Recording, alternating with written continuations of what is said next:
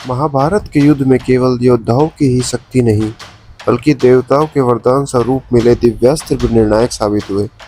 इन अस्त्रों की अग्नि, जल, वायु और आकाश पर पकड़ थी, जो पूरे रणभूमि का रूप बदल देती थी। कभी ये अस्त्र पृथ्वी को कंपा देते, तो कभी आकाश से प्रलय बरसा देते। आज हम जानेंगे महाभारत के 10 सबसे शक्तिशाली अस्त्रों के बारे में। चलिए शुरू करते हैं।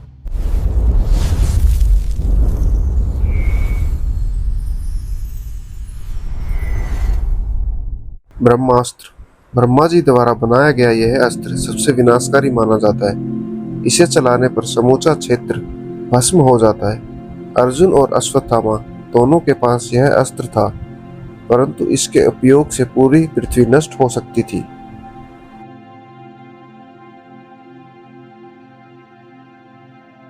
पाशुपतास्त्र। महादेव का दिव्य अस्त्र, जो केवल उन्हीं के वरदान से मिल सकता था। इसकी शक्ति इतनी प्रबल थी कि देव, दानव या असुर कोई भी इसका सामना नहीं कर सकता था। अर्जुन को स्वयं शिवजी ने यह अस्त्र दिया था। नारायण अस्त्र। भगवान विष्णु का अजय अस्त्र। यह अस्त्र दुश्मनों पर अनगिनत बाणों की वर्षा करता था, जिन्हें कोई रोक नहीं सकता था। कौरव पक्ष में अश्वत्थामा ने इसका प्रयोग किया था। सुदर्शन चक्र। भगवान कृष्ण का अमोघ अस्त्र। यह चक्र केवल शत्रु का नाश नहीं करता था, बल्कि धर्म की रक्षा का प्रतीक था। महाभारत में कृष्ण ने कई बार इसके प्रयोग की चेतावनी दी, जिससे ही विरोधी भयभीत हो जाते थे। आग्नेयास्त्र। यह अस्त्र प्रचंड अग्नि वर्षा करता था, जिससे पूरा रण क्षेत्र जल उठा। इसे अर्जुन और कर्ण दोनों ही प्रयोग कर सकते थे। वायव्यास्त्र। यह अस्त्र तूफान, आंधी और आकाशीय बिजली उत्पन्न करता था। जब इसे छोड़ा जाता था, तो पूरे युद्ध क्षेत्र वायु वेग में कांप उठता था।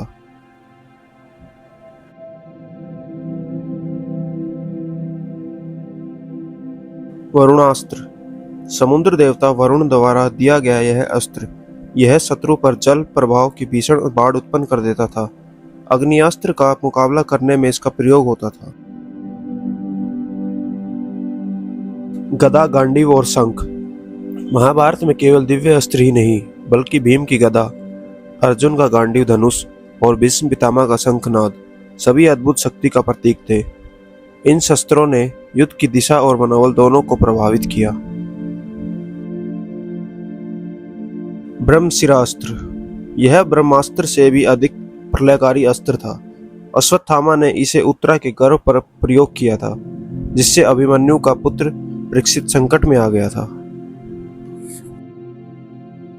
वज्र।